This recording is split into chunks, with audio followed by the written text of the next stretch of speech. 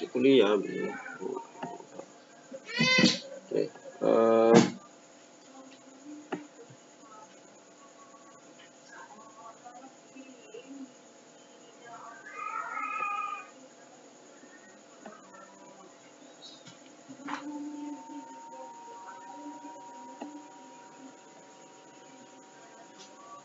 Baik, saya akan share materi bahan kuliah saya ini. Abi mana, Bi? Apa Abi nampak itu, Bi? Abi sih ngajar loh. Oke, mahasiswa Abi sih ngajar. Mana nggak ada? Abi kok nggak ada? Abi kok. Yang R. Nggak ada gambarnya. Oke. Oh, belum ngajar Abi.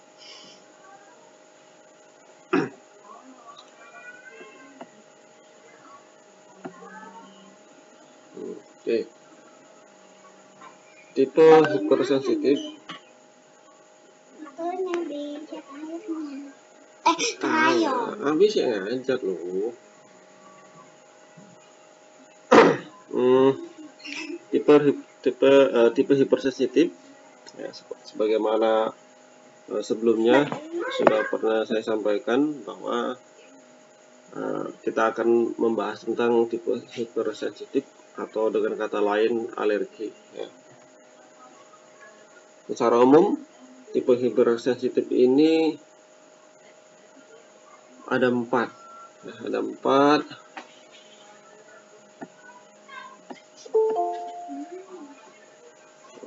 Ada yang masuk itu.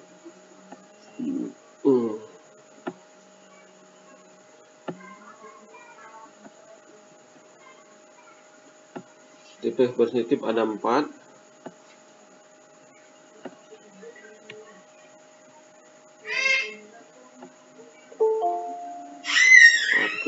Ini ada yang masuk terganggu. Abang pura-pura ya. Abang ngapain musik? Assalamualaikum. Kak Ulia. Kak Ulia. Kak Ji. Mbak Ulia tahu Kak Jipa? Bisa aja lah ya. Mbak itu kelompok 2 itu. Ada 4 tipe hipersensitif. Tipe 1, 2, 3, dan 4. Nah, yang membedakan di antara keempat tipe ini adalah mediasinya atau pemeran utamanya itu ya. Kalau tipe 1 ya, dimediasi oleh antibodi E atau imunoglobulin E. Ganggu masuk. Kemudian tipe 2 ya, dimediasi oleh imunoglobulin G dan atau imunoglobulin M.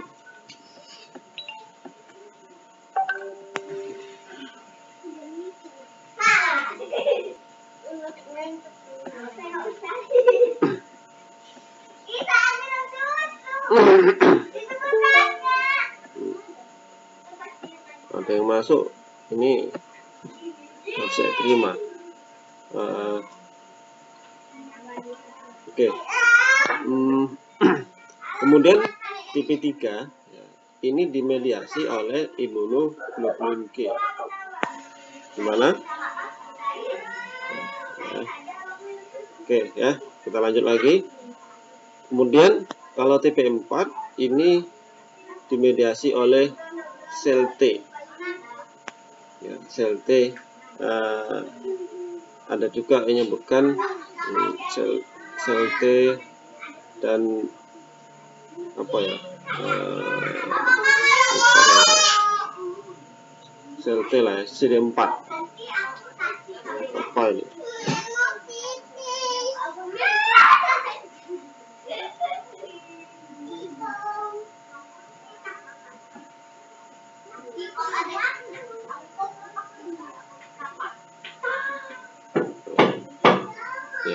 CD4 saja ya, sorry, yang tipe 3 tadi, dan di samping imunoglobulin G juga makrofag. Oke, saya agak lompat-lompat, maaf.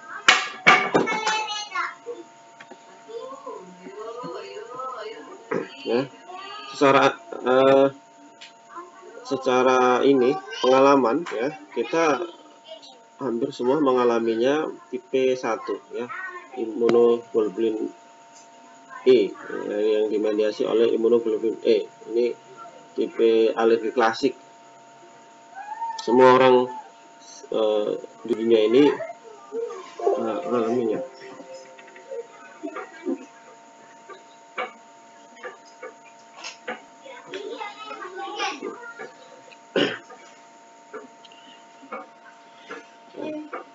Bagaimana mekanisme kerjanya? Saya ada animasi, kemudian bisa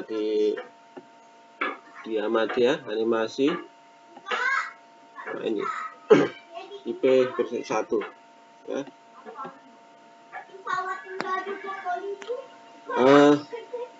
Untuk namanya hipersensitif itu ada kaitannya dengan sensitization ya, atau tingkat sensitivitas ya. Kalau orang itu sensitif itu biasanya gampang tersinggung, gampang marah kan gitu ya, gampang masuk ke hati, berarti dianggap sensitif. Nah, ini hipersensitif, jadi di atasnya sensitif, hipersensitif. Nah, ini memang sangat terkait kepada sensitivitas dari sistem imun. Nah, untuk tipe 1 itu dimediasi oleh imunoglobulin E ya. Ini bagaimana sensitivitasnya?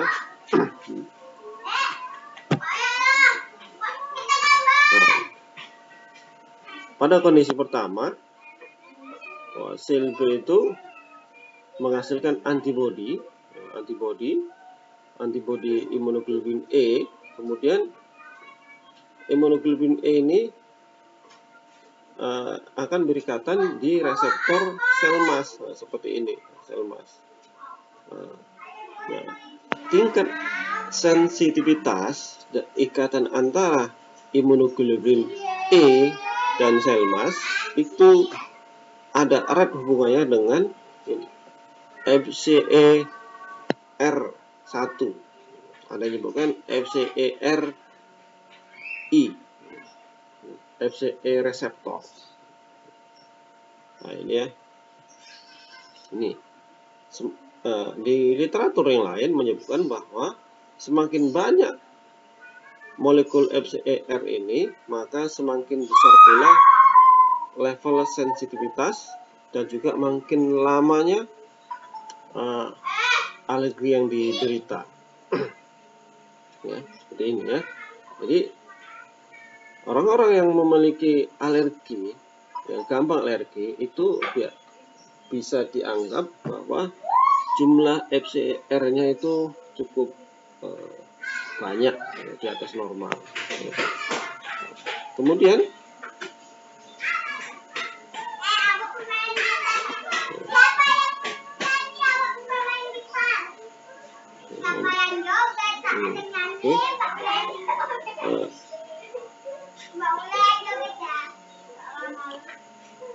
sehingga sel mas yang sudah berkompleks dengan imunoglobulin E ini tadi bertemu dengan antigen, maka akan mengaktifasi degranulasi.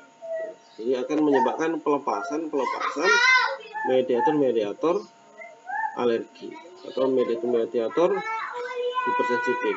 Di antaranya adalah histamin, leukotrien, prostaglandin, dan yang lainnya. Ya. Pelepasan dari mediator inilah yang akan menimbulkan simptom-simptom atau gejala-gejala. Di antaranya vasodilatasi pada pembuluh darah, kemudian bisa menyebabkan kontraksi otot polos. Ini juga bisa meningkatkan permeabilitas atau daya tembus dari pembuluh darah. Ya. Ya. Kemudian ini mekanisme kerjanya. Ya. Sekuensi kerjanya.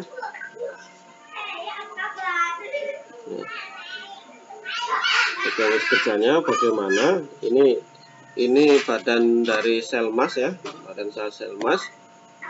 Ketika ada interaksi antigen dengan antibodi imunoglobulin T, maka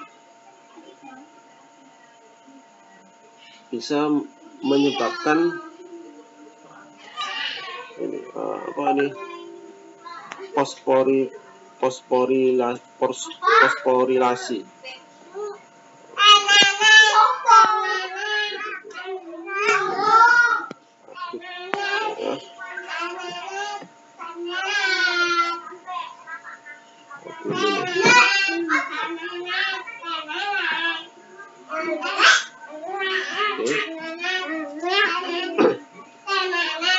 Fosforilasi sehingga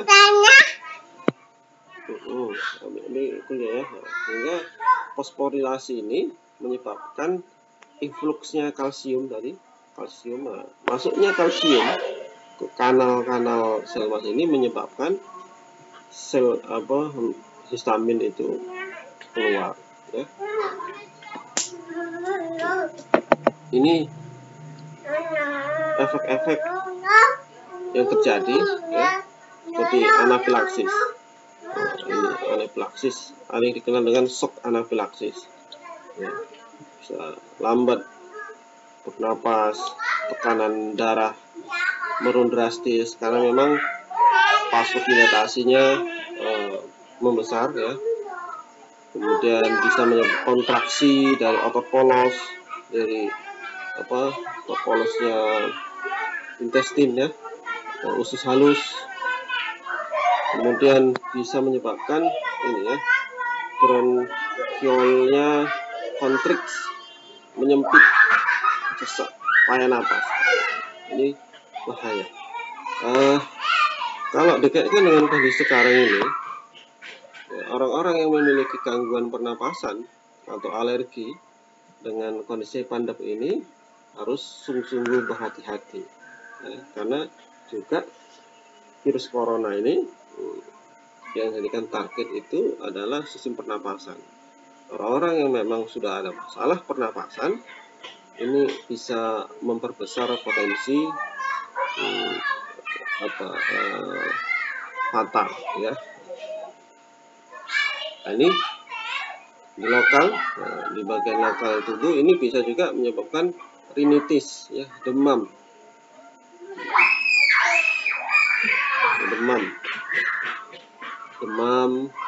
pilek, hidung meler ya. Ini bisa menyebabkan asma, ini bisa menyebabkan alergi makanan, bisa mual, diare ya. Bahkan bisa menyebabkan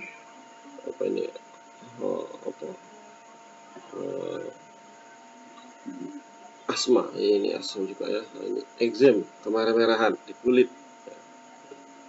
Oke.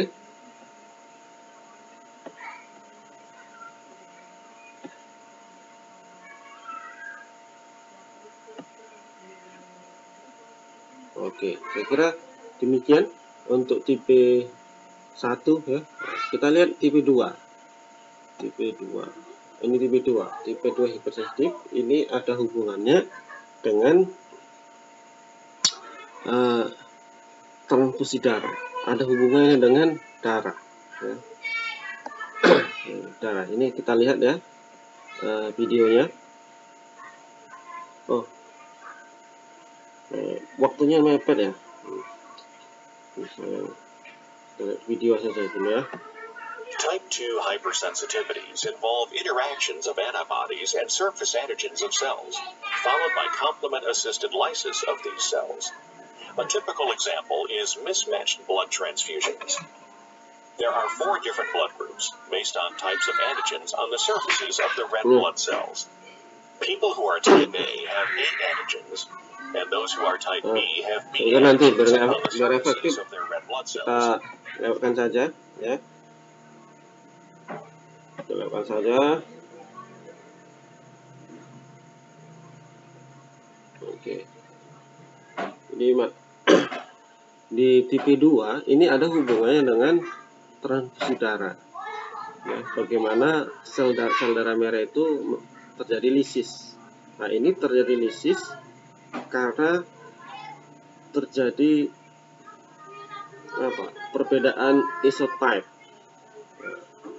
Nah, sebelumnya kita ingat ya, di pertemuan antigen imunogen kita ada membahas tentang isotype, allotype, dan idiotype. Ya, kalau isotype dia antibodinya tidak menjadi imunogen pada spesies tertentu. Tapi kalau beda spesies itu bisa menyebabkan antibodi. Kemudian kalau allotype, walaupun satu spesies, satu tipe, satu spesies itu bisa menyebabkan respon imun atau menyebabkan imunogen ketika ada perbedaan di daerah alel. Dari dalam DNA itu ada alel namanya. Alel. Perbedaan itu bisa menyebabkan dari antibodi. Kemudian kalau adenotype lebih sempit lagi, hanya perbedaan di susunan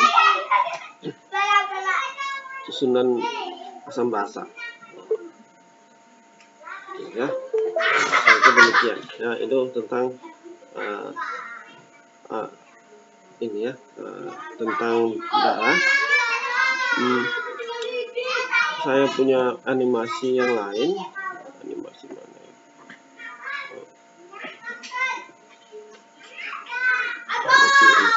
Nah, ini sedangkan tipe 3 ini adalah kompleks. Ya, kompleks.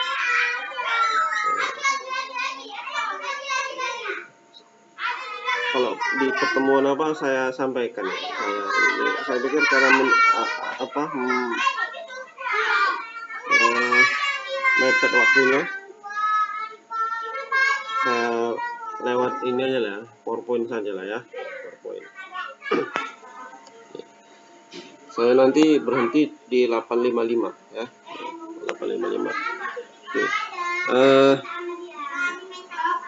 Ini kali tipe 1 ada hubungannya dengan ini sumber-sumber alergen di protein.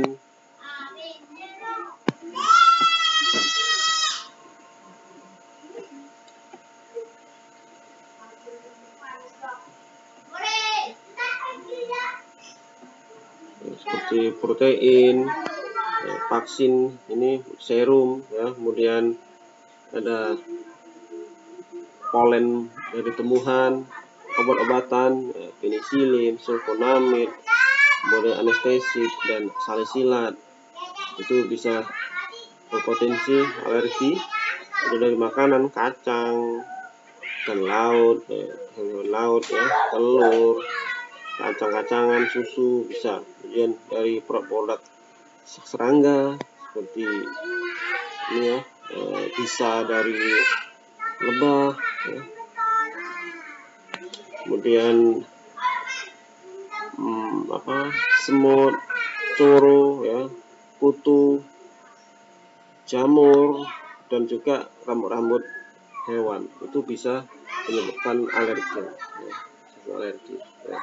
Dan saya kira cukup banyak sekali orang-orang yang mengalami tipe 1 ini ya. Nanti kita buka diskusi ya terkait ini. Oke.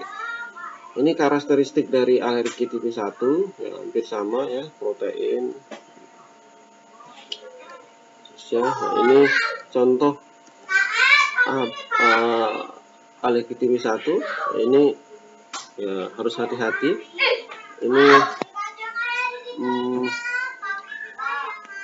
alergi itu bersumbernya itu dari kutu ya, Dermatophagoides sternonicinus ya. Ini kutu debu ya, kalau kita nyapu halaman, nyapu di rumah, halaman, tempat-tempat kerja, meja, itu kalau berdebu biasanya mengandung kutu. Orang-orang yang sudah punya riwayat alergi biasanya langsung batuk-batuk. Karena apa? Karena kutu tersebut bukan kutunya ya, tapi kutu tersebut memiliki enzim DRP1. Nah, enzim DRP1 inilah yang bisa menyebabkan alergi ya. Nah ini ya, ini enzim ini DRP1 nya.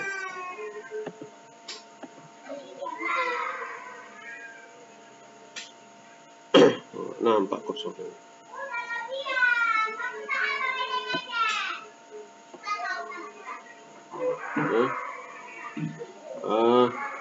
Di mukosa kita, mukosa hidung itu punya yang namanya jembatan ya, jembatan perekat, dikenal dengan tight junction. Tight junction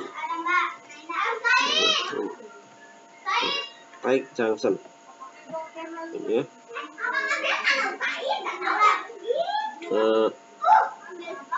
Tight junction ini bisa dilunturkan oleh enzim DRP1 ini ya. Untuk masuk kemudian disambut oleh sel imun dendritik ya. Kemudian akan menjadi memori. Memori ini akan menjadi salah satu pencetus terjadinya alergi pada paparan selanjutnya.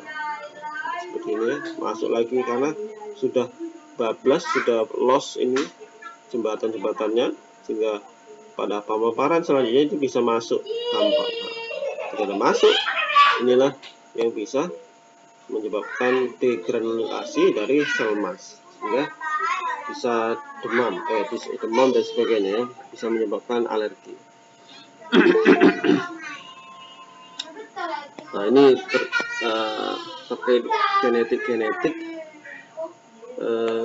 atau molekul yang terlibat dalam hipersensitif tipe 1 ya. Pada umumnya karena gen.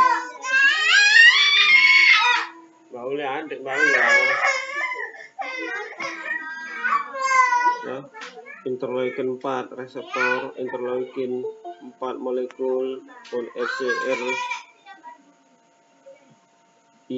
kemudian MHC kelas 2, kemudian ada gen-gen inflamasi. Nah, ini juga bisa mencetuskan terjadinya tipe alergi 1 ya.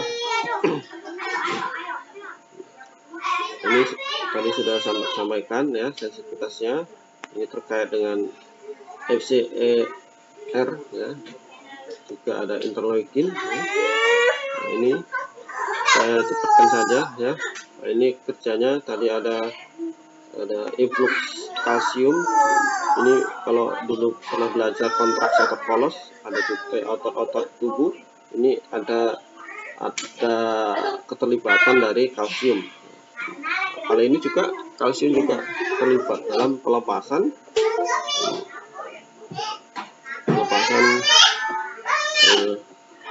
histamin.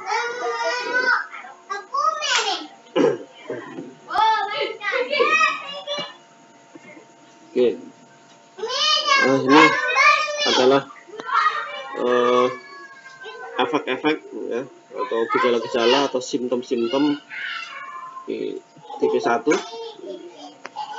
Kontraksi otot polos sudah saya sampaikan tadi ya, ada kram, mual, diare, mencret, pilek, apalagi kemerah-merahan, udem ya, banyak sekali ya.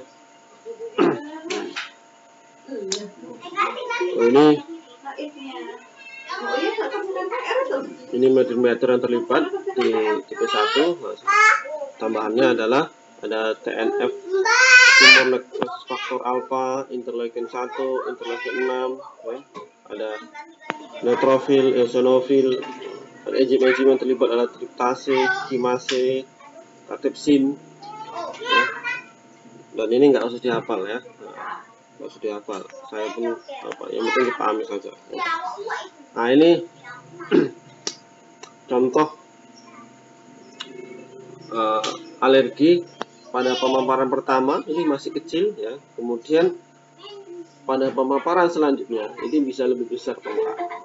Ini jawabannya adalah bahwa pada tipe pertama belum terbentuk memori. Pada pemaparan kedua, memori itu sudah ada, sehingga ketika terpapar sudah langsung terjadi respon alergi. Oke, ini saya kira sudah ya, pengulangan saja. Ini sudah. Nah, ini obat-obatnya. Pada umumnya kalau menghindari simptom atau meredakan simptom itu pakai NSAIDs ya, non-steroidal anti-inflammatory drugs.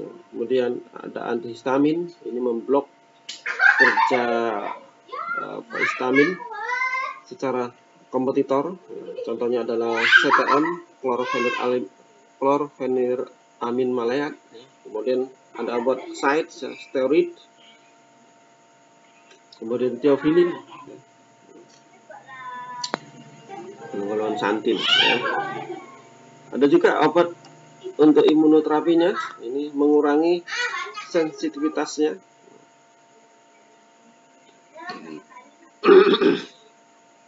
Mengurangi sensitivitas.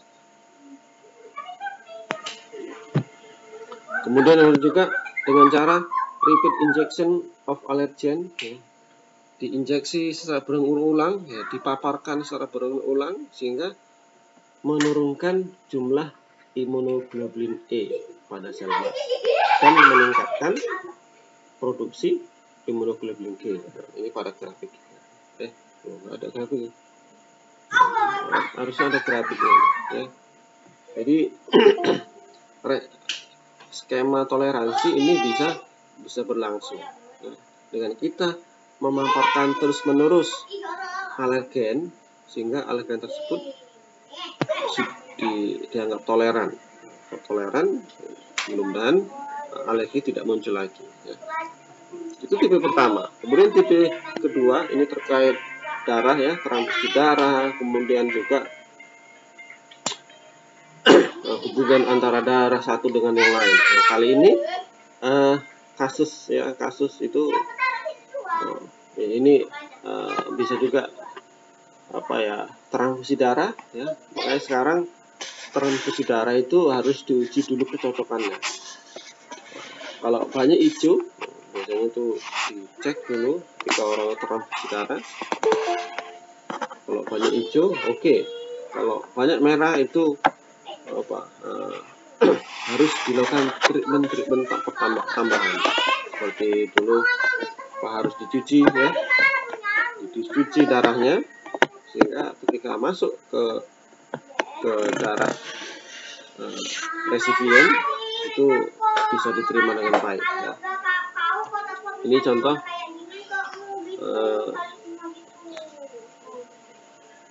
problem ya. Ini obat-obatan pun bisa ya. Obat-obatan bisa juga menyebabkan tipe 2 ya. Dianggap asing oleh sel imun. Nah, ini contoh kasus yang bisa saja terjadi di lingkungan kita ya, terkait dengan hemolitik pada janin. Ini karena faktor resus darah merah. Ya, jadi resus darahnya itu incompatibility, ya, tidak match ya, tidak cocok. Nah, ini ada skemanya bahwa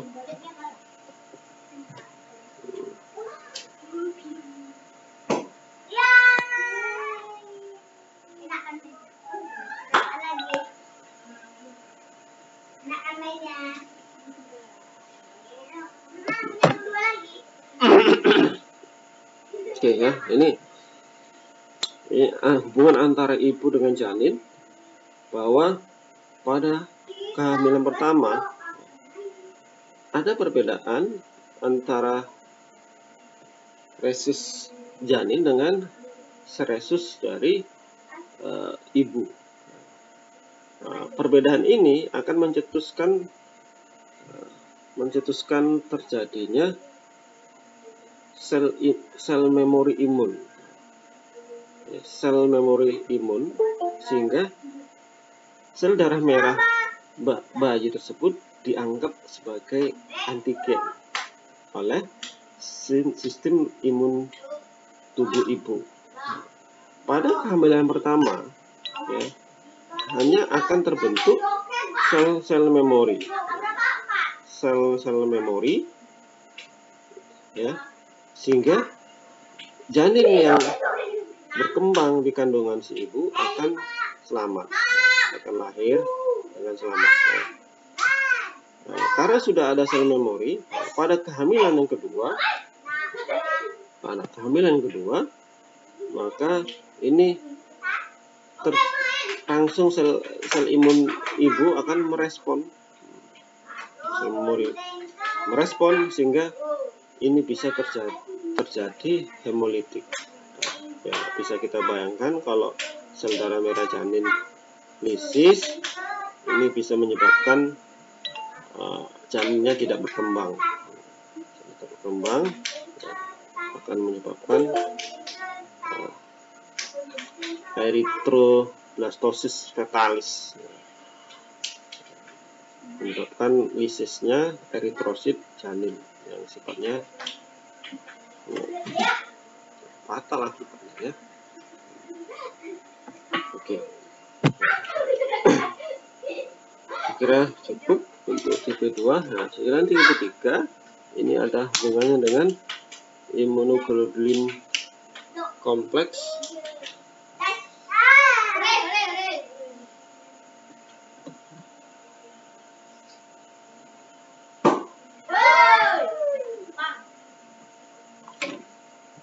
Ya, kompleks. Ini ada hubungannya dengan frustasi, ya, dengan frustasi fagosit, bahwa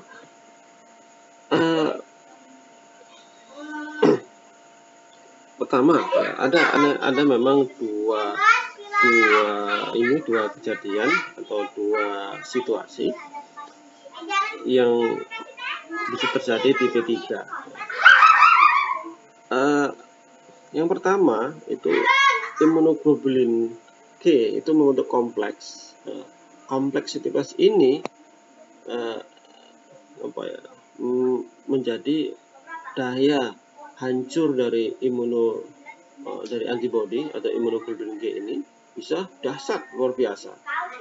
Nah, ini bisa terjadi ketika ada masuknya infeksi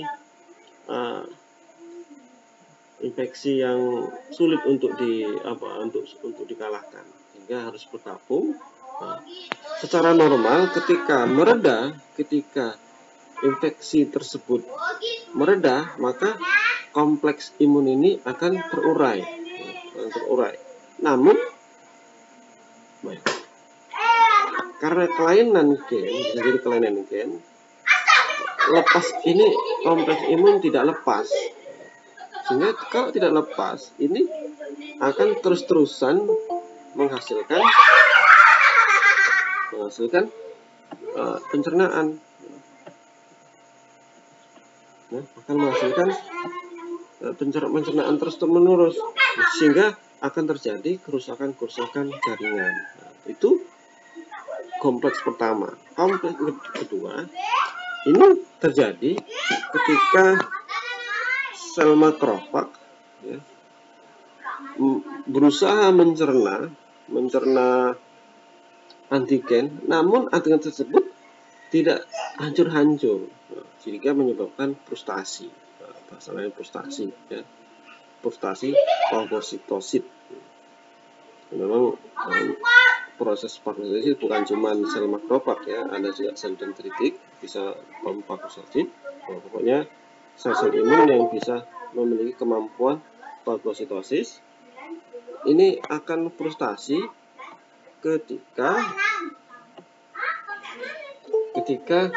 sel imunnya ketika antigennya tidak bisa juga bisa ya.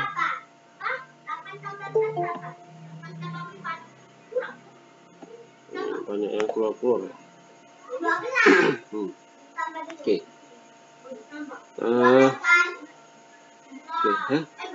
Karena frustasi sehingga sel-sel sekitar atau jaringan sekitar itu akan menjadi sasaran amuk dari ini ya, sel makrofag tadi. Amuk dari dan bisa menyebabkan kerusakan. Nanti kita akan bahas ini ya, penyakit imun kompleks ini, tipe 3 ini, diantaranya adalah lupus. Lupus itu dianggap sebagai hipersensitif tipe 3. Lupus ini akan menyebabkan kerusakan organ tubuh, dan kalau nggak segera diantisipasi, ini bisa fatal akibatnya ya. Oke, ini cukup. Kita langsung ke ini aja lah ya, ke tipe 4 ya, biar selesai. Nah, tipe 4 ini dikenal dengan delay.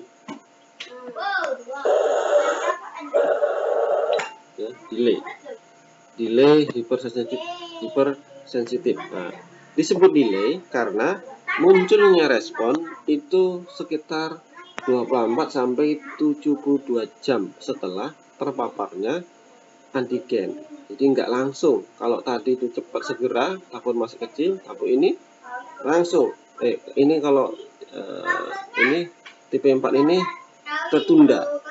Tertundanya ini disebabkan karena memang di dalam tubuh itu terjadi mekanisme proliferasi, penghasilan sitokin, sehingga butuh waktu 24 sampai 72 jam.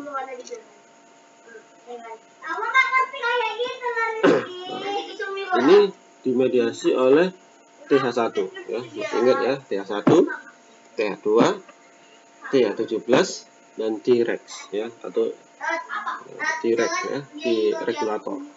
Ini TH1 yang memediasi hipersensitif. Oke. Nah, nanti saya akan kirim ini ya, video-videonya, mudah-mudahan bisa dibuka ya, animasi tadi. Oke.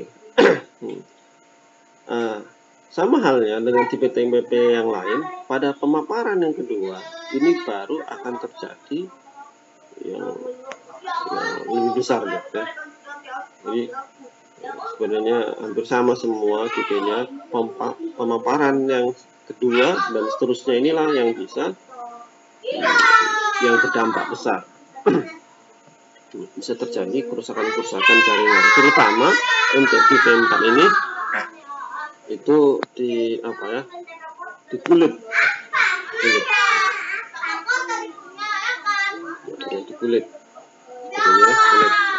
Ini karena ada racun OAK ya. OAK itu biasanya menyebabkan tipe 4 ya, positif tipe 4. Ini ada sumber-sumber penyebab tipe 4, ada banyak sekali. Bakteri ya, bakteri TBC, lepra, Listeria monocytogenes, Brucella abortus ya, fungi, pneumocystis carini, Candida albicans, Histoplasma capsulatum, Cryptococcus neoformans, kemudian ada parasit ya, Leishmania, ada virus ya, Herpes, smallpox, dan measles. Kemudian antigen, picrochloride, ya, ini bahan-bahan ya, molekul iodide ya, kemudian nikel, kemudian racun-racun dari tumbuhan ya, EVOX ya. Ini bisa menyebabkan tipe 4. Jadi hati-hati juga kita ya. Nah, di samping itu juga ada obat. Nah, ini obat ini penisilin, makanya penggunaannya betul-betul hati-hati karena penisilin ini bisa menginduksi hampir semua tipe hipersensitif. Tipe 1 bisa, tipe 2 bisa, tipe 3, tipe 4 juga bisa. Ya, ini makanya penggunaan penisilin itu hati-hati betul ya. Oke, saya kira cukup sekian pemaparan saya.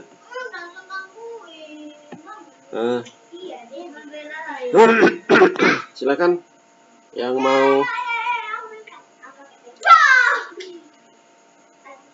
mau komentar, ada pertanyaan. Nanti apa ya? Saya belum sempat buat, harusnya tadi saya buat Google Class, cuman belum sempat, ketiduran saya. Mohon maaf. Anda silakan yang mau bertanya, silakan. Ini harusnya banyak pertanyaan ya. Ya, silakan. Siapa ini?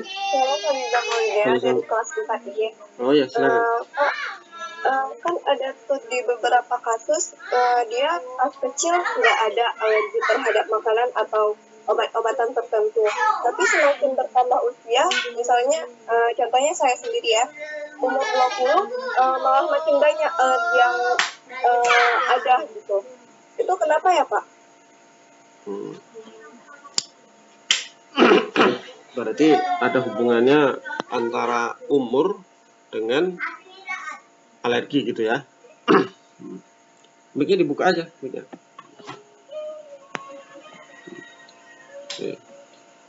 Mic-nya ya, gitu ya. Ada hubungan antara umur dengan alergi ya.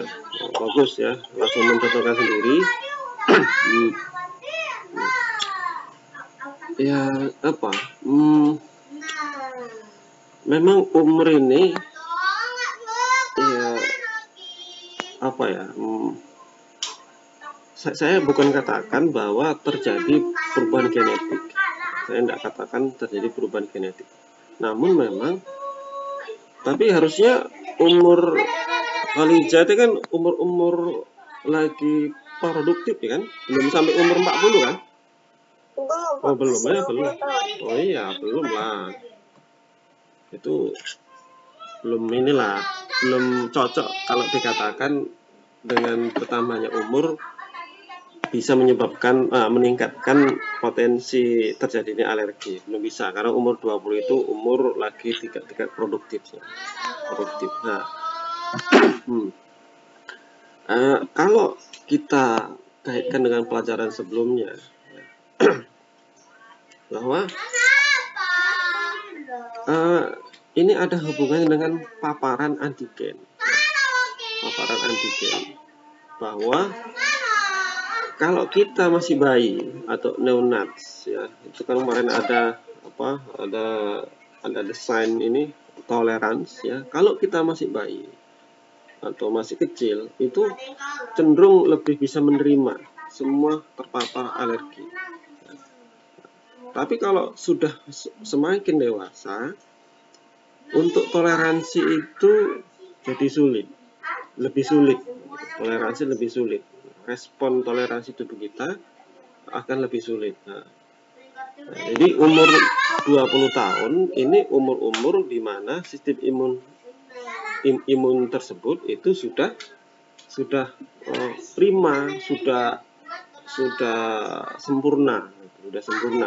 Nah, sudah sempurna ini sehingga kalaupun ada paparan antigen yang lain, ini bisa agak lambat atau adaptasinya akan agak ribut adik kuliah masuk adik kuliah loh ya. Ya, jadi itu pemaparan. Jadi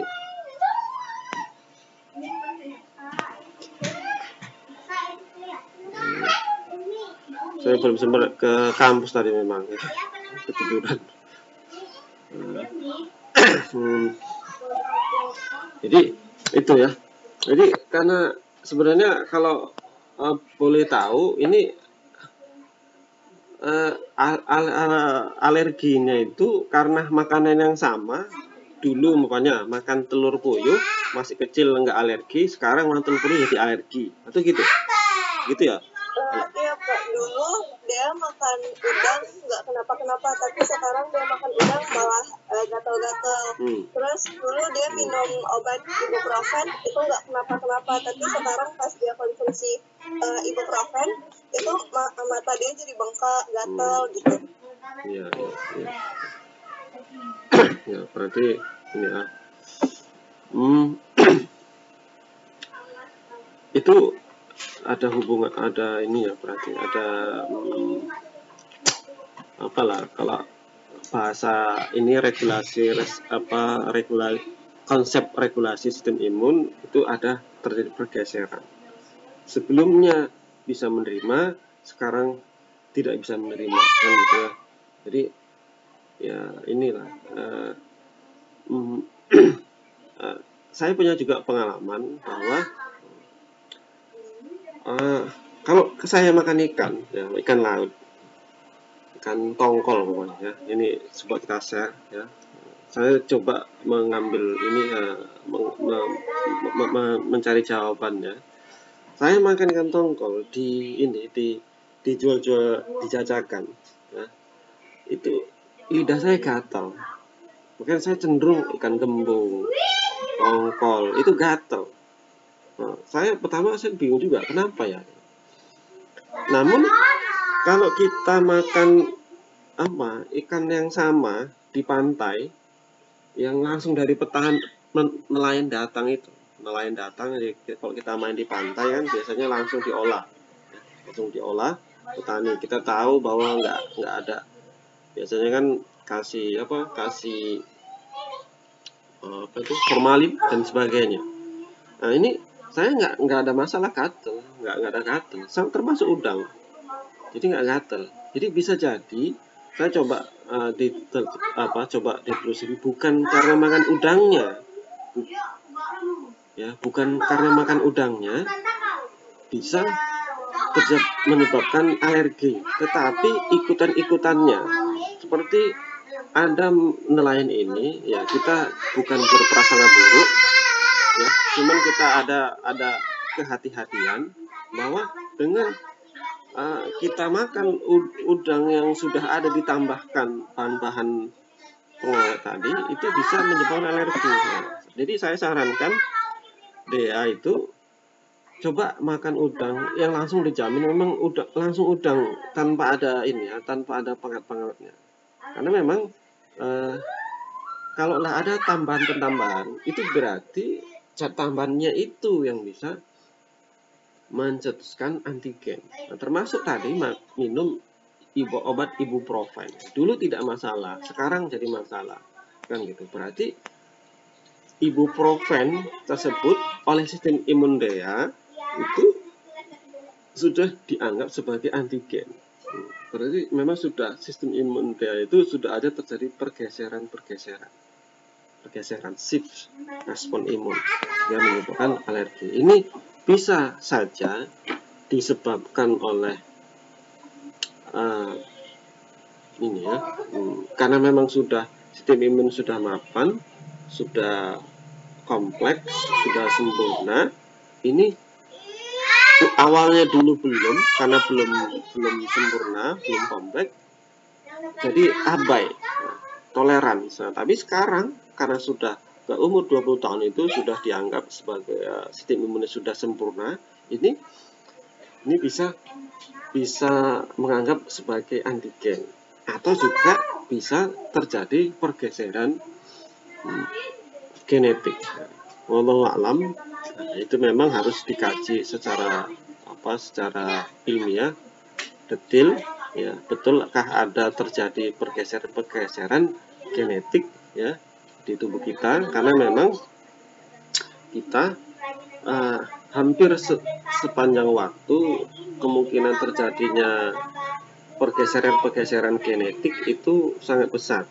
Pertama, bisa disebabkan oleh infeksi, bisa disebabkan oleh sinar radiasi, paparan radiasi, bisa juga disebabkan oleh makanan. Ada banyak sekali. Jadi kalaupun kita tetap sehat-sehat saja, itu bukan berarti kita di dalam tubuh kita tidak ada mutasi, karena ada regulasi, ada sistem yang bisa menjamin kalau terjadi penyimpangan genetik dalam tubuh kita itu bisa dikendalikan, ya. Jadi memang jawaban saya nggak bisa langsung poin, karena memang harus dibahas. Tapi saya kira dia itu bisa melakukan riset pribadi. Ya, coba nanti makan udang, ya, yang langsung, ya, jangan dari pajak jalan nanti ke kan orang Aceh toh, ya, orang Aceh kan banyak pantai, nelayan beli langsung nelayan, ya, beli makan. Nah, jadi kalaupun mau memperbaikinya dengan cara repeat paparan. Nah, jadi dengan makan udang itu sedikit-sedikit. Kalau kenapa nanti makan udang sedikit, sudah memanen satu udang alergi separuhnya. Nanti kalau separuhnya alergi, seperempatnya dimakan, udah cukup. Sampai nggak ada alergi. Kalau nggak ada alergi, seperempat nggak ada alergi, ya seperempat, baru nanti setengah. Ya, kalau memang ini ya udah sangat senang sama udang, nah nanti insya Allah akan sistem imun kita akan toleran. Begitu kira-kira, ya. Gimana? Iya Pak, makasih Pak. Ya, sama-sama. Silakan yang lain. Yang lain. Nanti saya kirim via pakai Google Class aja lah, bisa tercatat ya. Nanti mohon yang lain itu masuk ke Google Class lagi untuk ngisi daftar hadir, karena dengan Google Class itu semua bisa ada daftar hadirnya. Kalau di sini memang agak sulit saya, ya, untuk mendatanya, karena untuk conference saja ini. Dan begitupun ini lagi saya rekam ini semua. Ya. Oke, yang lain silakan. Ya, jadi memang alergi ini, ya, gimana Widya? Ada mau nanya? Saya ingin bertanya, dari empat tipe alergi ini, dampak yang paling besar itu tipe yang mana? Apa dia yang tipe yang langsung bereaksi atau yang tipe 4 yang tertunda? Ya. Ya, terima kasih. Secara dampak ini cenderung hampir sama. Ya, hampir sama. Sebenarnya memang kalau di rating tipe 1 itu yang dampaknya nggak terlalu besar. Tapi kalau tipe 2, tipe 3, tipe 4 ini dampaknya cukup serius. Nah, coba ya tipe 2. Ini imunoglobulin G sama M-nya itu berperan dalam lisis sel darah merah. Bayangkan kalau sel darah merahnya lisis, ini kan bisa anemia, bisa fatal juga kan, bisa nggak ada darah merahnya, ya mati kan gitu ya, fatal. Kalau tipe 3 kompleks imunoglobulin G, kompleksnya ini bisa merusak jaringan-jaringan tubuh. Kalau di ginjalnya rusak, kalau di jantungnya rusak, di hatinya rusak, tergantung gimana, di lambung-lambungnya rusak. Jadi orang-orang yang punya penyakit tipe 3 ini seperti lupus itu menderita sakitnya cukup kuat kali ya. Nanti kita akan bahas. Jadi merah-merah sampai kulitnya itu memerah-merah. Merah itu bukan memang cantik kelihatannya, tapi pecah pembuluh darahnya, rusak pembuluh darahnya, jadi merah-merah, itu ya sakit. Ya, jadi ya fatal juga. Kalau tipe 4, delay, ini karena delay saja, karena tertunda saja, tetapi resikonya ini bisa dermatitis. Nah, kulitnya itu jadi melepuh, ya sakit juga.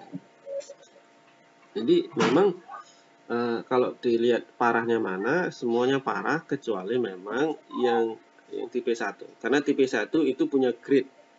punya grade. Nah, kayak gatel-gatel saja ya kan di kulit bisa. Tapi ada juga namanya shock anafilaksis. Ya. Itu juga berbahaya. Jadi tipe 1 juga bisa berbahaya.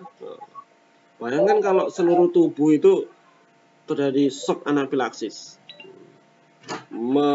Tersebar semua histaminnya merata. Ini yang di usus bisa mencret, yang di napas bisa sempit, ya kan? Wah, jadi ya bahaya juga ya. Bahayanya sama, tapi kalau lah boleh di rating tipe 1 ini karena klasik, memang klasik ini artinya semua bisa mengalaminya sejak dulu sampai sekarang itu mengalami pernah orang mengalami tipe 1 ya. Jadi kalau di rating tipe 1 lah yang paling yang cenderung, tapi bukan berarti aman ya. Ada kalanya ya, anafilaksis tadi bisa beresiko fatal juga ya. Jadi jangan mau mau satu pun ya, kita harus hindari ya. Oke ya, kita hindari, jangan sempat. Ya, sama-sama. Oke ya, sekedar informasi tambahan bahwa makanan-makanan kita makan itu punya potensi terjadinya hipersensitif. Awal tidak terjadi hipersensitif itu bisa menyebabkan tipe hipersensitif. Ya, itu yang harus kita pahami dengan baik ya. Seperti obat-obatan ya, tadi Dea sudah menyampaikan ya, ibuprofen itu juga bisa. Makanya ada lagi sulfonamid, cuman memang masih dipakai golongan sulfo. Itu seperti obat diabetes melitus. Saya bisa bantu saya obat diabetes yang golongan sulfonat, biasanya kan ada 2, metformin sama lupa saya, kawannya metformin. Lupa saya, kawannya metformin biasanya ya, itu golongan sulfo.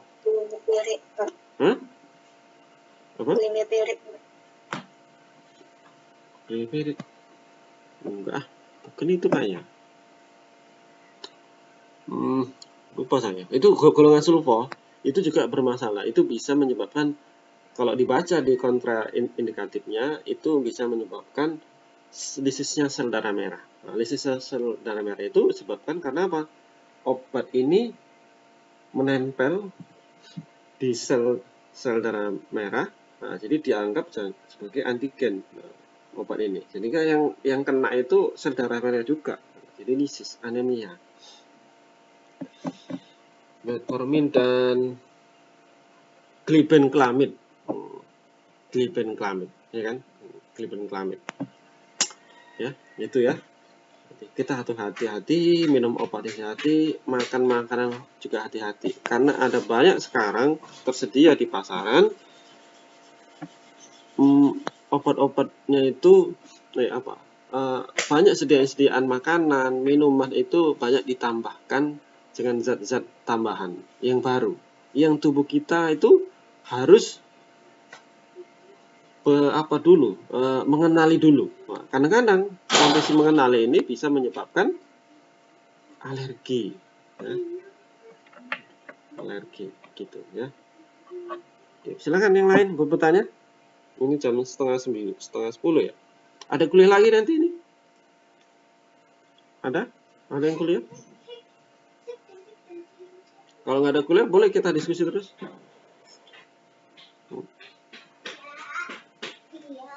Silakan yang mau bertanya.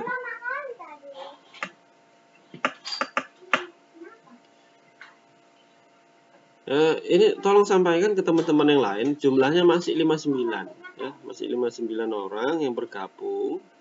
Ya, ini berarti masih ada sebagian yang lain yang belum bisa bergabung ya. Apa masalah kendalanya? Ya, kita bicarakan di grup ya, di WA juga bisa disampaikan apa kendalanya. Kalau memang masalah jaringan Ya, saya memang sudah siapkan video-video tutorial. Nah, nanti dari sini kita bisa dibaca diulang lagi, ya, diulang lagi video-video tutorialnya. Nah, nanti silakan bisa dibaca. Ya, mudah-mudahan bisa bermanfaat ya. Kalau rencana saya mau saya tempel di YouTube. Di YouTube ini bisa nanti bisa ditonton lah ya. Karena memang ya mohon dimaklumi tampilannya masih belum menarik karena masih seperti apa adanya. Ya, gitu ya. Jadi itu bisa di-download di YouTube, nah, bisa di apa. Cuman memang kemarin saya sudah coba download di YouTube, filenya kebesaran. Nah, filenya kebesaran ini nggak mau YouTube-nya. Gitu ya. Silakan yang mau bertanya. Ini saya yakin banyak masalah. Silakan bertanya. Ada? Siapa ini si Winda Fauzia? Ada mau bertanya? Hah, Winda? Nggak ada, Pak. Oh, ya. Jelas ya? Jelas? Jelas apa yang saya sampaikan? Jelas. Oke, kalau gitu saya nanya ya. Ya, nanya saya. Oh, ini. Bentar saya Saya baca. Oh, Pak, kami belum dapat bahannya ya. Nanti ini saya buat kelas lagi. Saya akan masukkan bahan-bahan saya di situ ya. Kelas, tolong nanti join lagi seperti biasanya. Nah, nanti tinggal diakses. Karena itu juga jadi bukti daftar hadir kita. Ya. Oke, Winda Fauzia, udah pernah alergi? Kenapa? Udah pernah ngalami alergi? Dulu bayi pernah, Pak. Bayi pernah, sekarang nggak pernah ya? Ya. Nggak pernah, Pak. Oh ya, berarti dulu bayi terpapar ya, jadi toleran tubuhnya ya. Nah, itu contoh berarti ya. Karena masih bayi itu biasanya bayi itu cenderung toleran dengan antigen-antigen yang ada, sehingga kalau sudah besar terpapar lagi sudah toleran, sudah ada memori agar antigen tersebut itu jangan direspon. Makanya ada juga bisa kita bedakan antara orang di kampung dengan orang kota ya. Orang tua di kampung itu biasanya cenderung